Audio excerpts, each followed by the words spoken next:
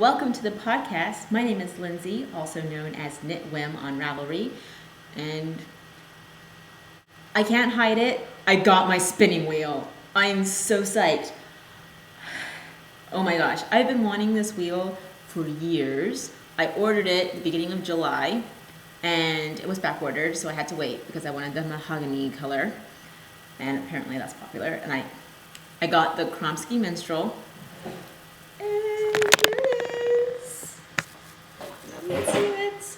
Ta-da! I'm gonna get a video camera at some point, and then I can do like a tour of the Kromski. It came in the mail last week, and I've been spinning on it kind of obsessively already. I already have a whole bobbin full. It's practically 4 ounces of singles on a bobbin, and I'm an ounce into my second bobbin already. Oh my gosh. Okay, here, I'll show you. I ordered this on Etsy from, I hope I got this right, Winderwood Farms, and I'll post a link. And I got it as a package. So standard, the Kromski wheels come with 3 bobbins, and it also comes with like everything you need to do the wheel. So it comes with the whole wheel, and it comes in pieces, and it also comes with the orifice hook, and it comes with a little oiling can, so because you have to oil all the pieces every time you sit down to spin. So that's standard. And then my package that I got came with some additional stuff. So I got 2 extra bobbins in addition to the 3 that come standard, so 5. And then I got a nitty knotty that matches in color. And actually, I can't remember if I got the large or the medium size nitty knotty. I'll have to check. I don't remember which is which. And then I got a bunch of fiber in natural colors. So what I'm spinning initially is it's a pound of white domestic wool, and this is 4 ounces of it. And you know, I've read a lot about spinning and how to get started on the internet, and a lot of people say that you should expect it to take a pound worth of spinning to become fully familiarized with your wheel and to really understand how it works. So I decided I would spin the first pound, kind of no stress, no pressure, just do whatever. So that's what I'm doing. So my first 4 ounces was like hardcore experimentation, and I've tried the 2 biggest whirls. So I started with the absolute slowest setting, the biggest whirl, and then the bobbins have 2 size whirls. So there's a big whirl on one end of the bobbin and a small whirl on the other. So big whirl, I tried that. And then I kept big whirl here and then the next smallest on the big whirl, and I did that. That was fun. And then I think the way I have it set up now is second smallest on the big whirl and small whirl is how I'm spinning it now. So this bobbin has all 3 of those sizes on it, and I was just playing around and messing with the tension. You twist this part up here, up and down, to adjust the tension, and that determines, one, whether the wheel will spin or not. Because if it's too loose, you'll be treadling and you'll hear this weird scratching sound, which is the sound of the drive band, which I think is made out of hemp, uselessly spinning around and not being able to make contact with the bobbin and cause it to spin. So then you slowly increase the tension, the wheel starts to spin the bobbin, and then you have to increase the tension for the yarn to actually get pulled on. Otherwise, you'll be adding twist to your yarn, and it'll just start to spiral and pigtail up by the orifice, and it won't go in. So it's a lot of adjustment. That's what this is for. And so I'm going to chain ply this together on itself as my legit first wheel spun yarn. And this is only 4 ounces out of my pound, and so the other 12 ounces I'm spinning in 4 ounce blobs. So when I found out that my wheel was shipping, and I have to tell you the story, Bob is such a sweetheart. He's the person I bought my wheel from.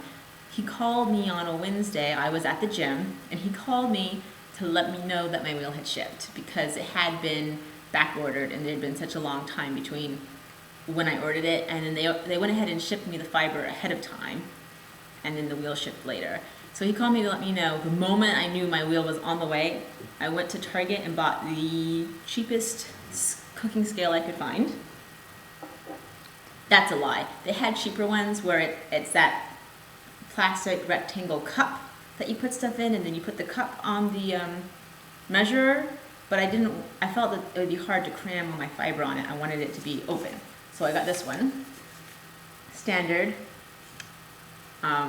scale, and I used it to divide my pound of wool into little 4-ounce balls, 1-ounce balls. So I divided them up into little 1-ounce balls so I can keep track of how much I'm doing. My plan is to do 4 ounces per bobbin, and then to ply them together as a 3-ply. So hopefully I'll at least get a worsted weight. Obviously my ultimate goal is to get a 3-ply fingering, but that's not going to happen on my first attempt. Okay, it's not going to happen. But if it's looking like, oh, and the other thing is I'm going to chain ply the first bobbin and wash it so I get an idea of how the yarn's going to react when it touches water, because I've learned from my other spinning on the drop spindle that just because the wrap sprinch say you have a worsted weight before you wash it doesn't mean it's still going to be a worsted weight after you wash it, because it's going to get bigger. So sort of try to predict what's going to happen by my experimental washing, and if it looks like I'm going to get bulky by 3-plying it, then I will 2-ply 2 bobbins and chain ply the other one and just have crazy different types of yarn. So that's my goal.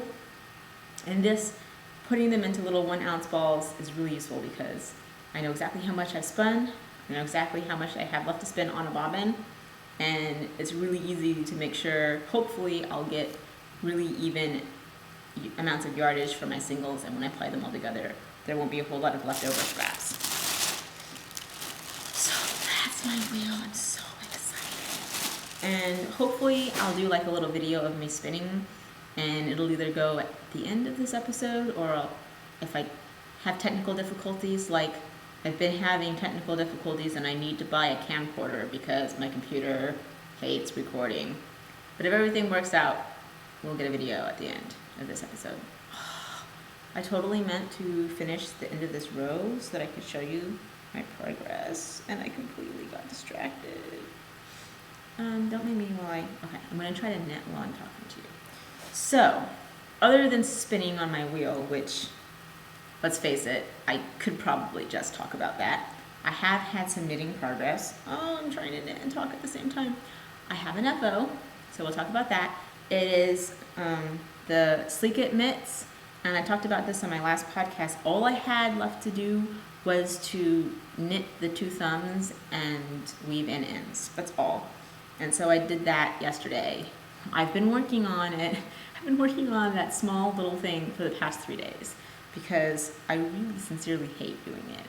I don't really know why. It's not hard, but I would prefer to knit 4-togethers or do bobbles or cables, or I don't know. I'd probably prefer to do sticking, although I've never actually tried that, than to do the tiny little thumbs. They make me mad. So I finished those, and they are Dreaming Color Smushy. Check it out. Here's one. The whole backwards thing in the camera always gets me. So, ta-da! Perfect. As always, I have this weird gauge thing. I think it's pretty common. My first mitt, this one, is just slightly a looser gauge than my second one. I don't know, this is why I was trying to learn how to do 2 socks at once, because I felt like then maybe my gauge would be the same for both. But my gauge actually got super loose. I have a normal gauge for 00s, and then I was doing 2 at a time on 00s, and it just like loosened out. It's like so much looser than my normal magic loop gauge. So I don't know what's up with that.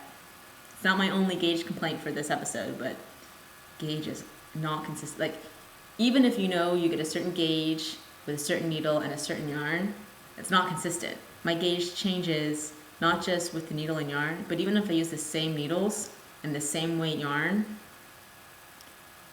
it'll change based on like the temperature in the house or whether I was happy that day. But anyway, finished object. in plenty of time for when it's cold, which it's still not. It's still like 85 outside. Okay, so I have works in progress, still like uselessly. This is my current shawl, the Demask shawl that I'm working on, and desperately working towards the end of the row so that you can see progress, because right now it's just like this loop of uselessness. The rows are really long. I'm knitting the large size, so I cast on 333 stitches, and I'm knitting it with the Barocco Vintage Decay, which is a wool acrylic blend in a lovely purple shade. And I'm enjoying the knitting itself, but it's long, so it doesn't feel like I'm making progress even though I am, which is why I'm going to put the stitch marker on a stitch in the row so that when I come back on my next episode, you'll be able to see, here's my stitch marker, and hopefully my progress will be like up here.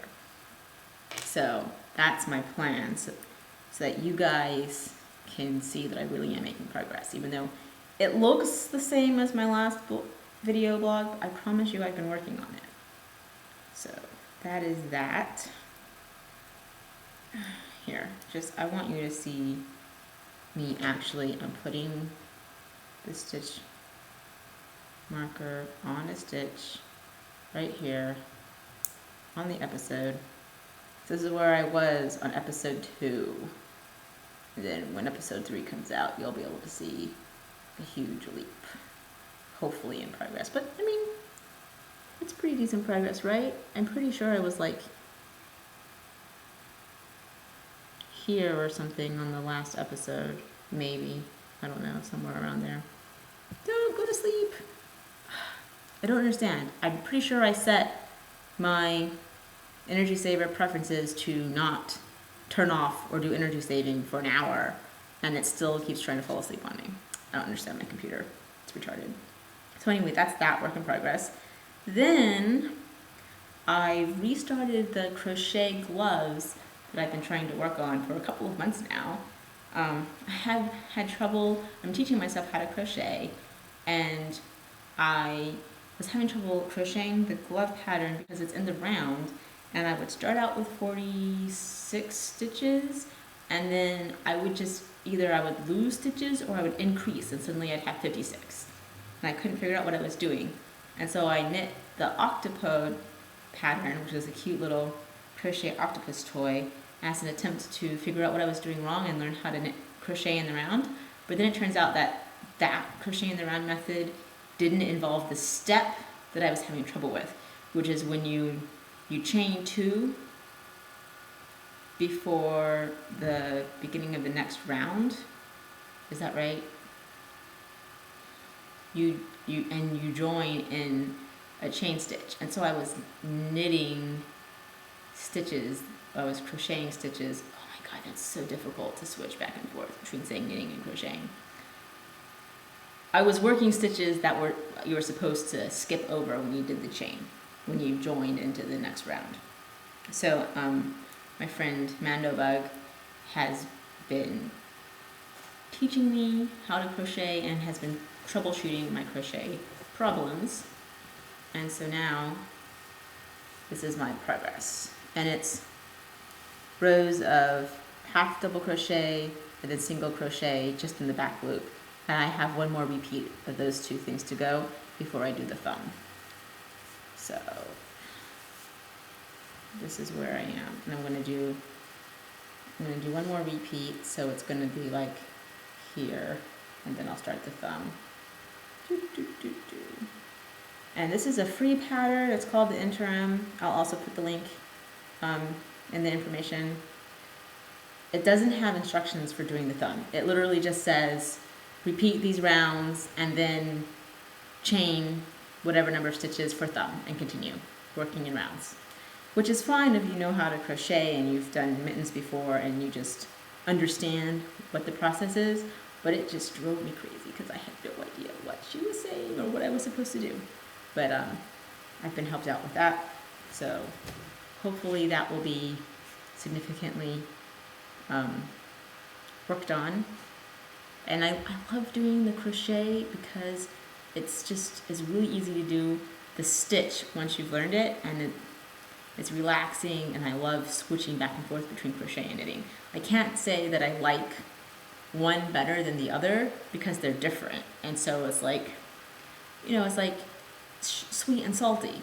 I can't say that I like sweet things more than I like salty things. Sometimes I feel like a piece of dark chocolate, and sometimes I feel like having some oily salt and vinegar chips. And I don't like one more than the other, but some days I feel like salt and vinegar chips, and some days I feel like chocolate. So that's how I feel about knitting and crochet now that I sort of know how to crochet. Which, by the way, my friends and I are totally going to yarn bomb my mailbox with granny squares. And we got together last night and started making the granny squares. We didn't finish all of them, but we got a whole bunch done. And my crochet gauge is atrociously tight. This is one of my squares. And it's worsted weight yarn with a, I don't know, size J crochet hook. And apparently this is super tight. So my homework for this week is to practice on purposely crocheting looser with the same hook, because my friend on the same hook crocheted this square. So super loose. And this one is like soft and like drapey, and it actually feels nice, and this one's like bulletproof. So I need to make mine like this, and so she had to go down a hook to try to make her squares match, and I think even then, I mean, it's slightly better. You can see the progression. The pink is still a little bit bigger than the orange, but the orange still isn't quite as small. So I figure if I figure out how to loosen my gauge up a little bit, my squares will get a little bit bigger and we can meet halfway. But it's just so funny. And then as an experiment, she had me try to crochet the granny square with a hook that was 4 sizes bigger than the one I was using. My gauge was still super tight. It was like practically the same size. So tell me how that works. I don't know. Anyway, that's like a little, oh, and we're using her scrap acrylic yarn. She has so much yarn in so many different colors. All her little extra balls, you'll see all of them later. I'm not gonna spoil it. This is just a preview of the squares. We have 29 done. Is that right? I feel like that's not right. Yeah, we have a lot done. So once we've finished and we've bombed my mailbox, you'll see all of them. So this is just 3. And it was MandoBug and myself and another crocheting friend of mine, Tabitha, the 3 of us together crocheting. I only got 4 squares done to MandoBug's 11, so I'm a newbie. Don't judge. Anyway, I have one more work in progress. This is the Renegade Mitt, which is a freeform pattern that my sister is coming up with. And I still haven't started the increases for the thumb because I'm lazy and I don't want to do the math for it. But I think I'm going to steal the thumb from the Sleekit mitts that I just finished and just work that because I'm ready to do increases. So that's probably what I'll do. I'll just take those instructions and work them. Because I'm a cheater. So yay. Next thing up, I have a new knitting bag. This is a new project bag that MandoBug is starting to sew project bag. She did one for herself first, and then she made me one. Isn't it awesome? I don't know if you can tell, but this black is 2 different color blacks striped. Oh, there you go. You can kind of see it now. My light, it's kind of like dreary and gray out, and the light is completely horrible everywhere in my house. So this is the best lighting I could find in my house, which is the hallway. So she made this for me. It's awesome, and it's reversible. So I'll just show you how that works.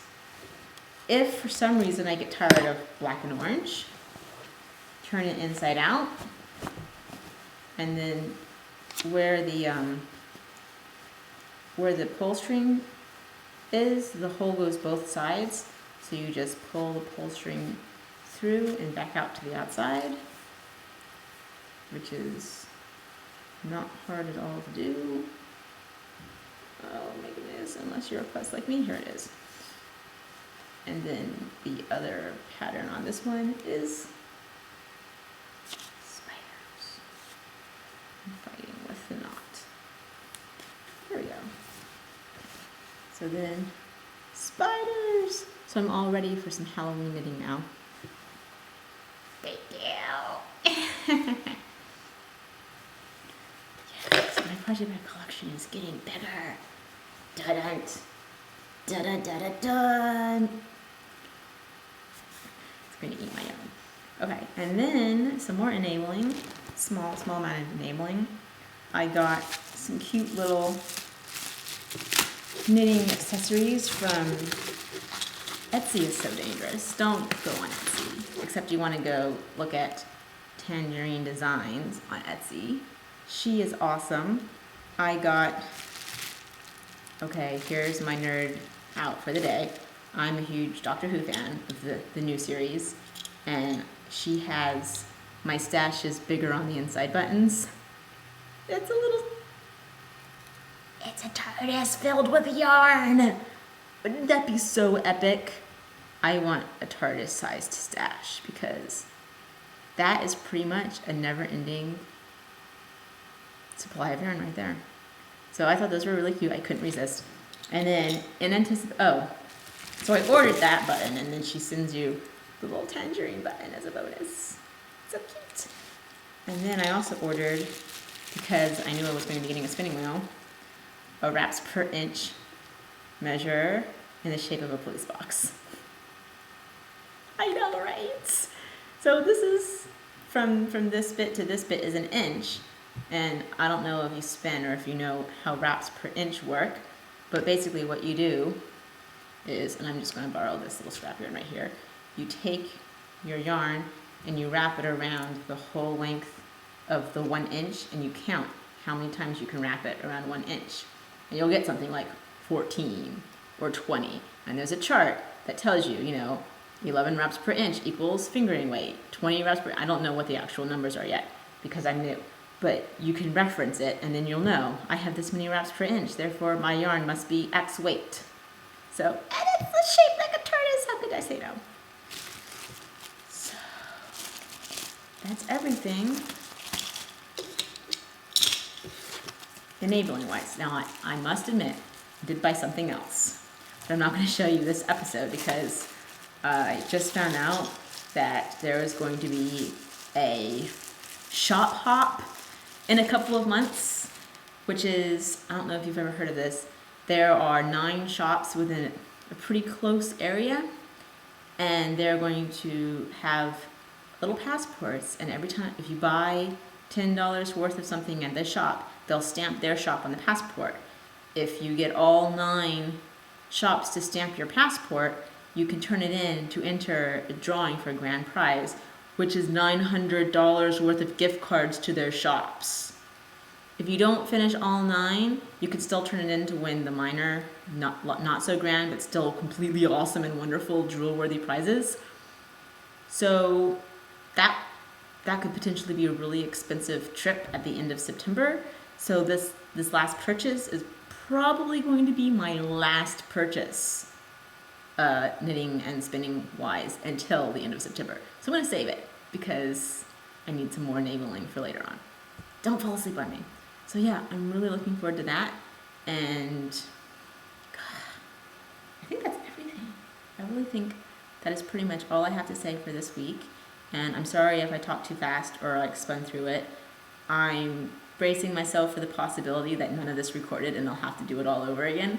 So, fingers crossed. And, oh yes, I probably should have said this at the beginning of the video, but if you're a returning viewer, thank you very much for keeping with it. And if you are new to the podcast, I can't believe you got it all the way to the end of this podcast, but if you did, you rock. Thank you so much, and I look forward to seeing you again. Cheers!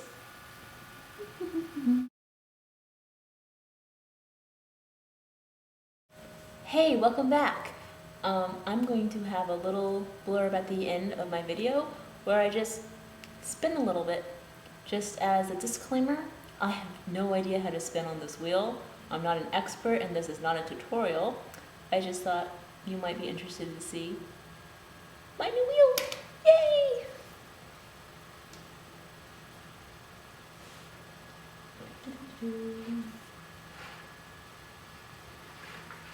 One of the things I forgot to mention when I was talking about my new wheel for the blog was some things that surprised me. I think I mentioned I was surprised by how difficult filling the bobbin easily was. It just wasn't something that had occurred to me and something that would be challenging. I mostly focused on how getting consistent yarn would be a challenge. But something that was way easier than I thought it would be was changing the direction of the wheel. Usually when you spin single, you spin it in the clockwise direction, and then when you go to apply them together, you spin counterclockwise. And I always thought that it would be some kind of complex process to switch between spinning in those two directions, but it's actually not. And I know in some wheels there is like something you have to do in order to switch between the two, but for this wheel, that's literally, if I stop spinning, depending on which foot I start treadling with, like if I start with that foot, it starts pedaling backwards. But I can change just by varying the amount of pressure I put on the treadles, affects which direction, when I'm starting. Obviously I can't change directions mid-spin, but starting out, I can determine which direction it's going to spin just by changing where I put the weight of my foot on which treadle. And if for some reason it gets stuck and I can't make it go the direction I want, I can always take my hand and just spin it, and that works too. But I usually don't have to do it. It's so easy, and I can't believe I thought it would be difficult. So this is really all I do for spinning, and I'm practicing getting pretty consistent. And I think if I wanted to spin any thinner than this, I would have to switch up to the small whirl, which lives here on the front of my wheel. So I feel like in order to really comfortably spin thinner, I would probably have to move to the smaller whirl. I've heard people say that you don't. I don't know whether I'm just going to make a fool of myself. So these are threaded in reverse, so normally you would think, I give up. I'm not going to humiliate myself anymore. Anyway, what was I talking about? Oh yes, I remember what I was saying. So I read a lot of places that say you don't have to switch to the small whirl in order to get fingering weight yarn, that you can spin thin enough with the larger whirl, but so far it's looking to me like spinning that thin on the larger whirl is going to be difficult. So I don't know whether I'll keep trying or whether I'll just be lazy and switch to the small whirl and see what happens. Although the small whirl kind of scares me.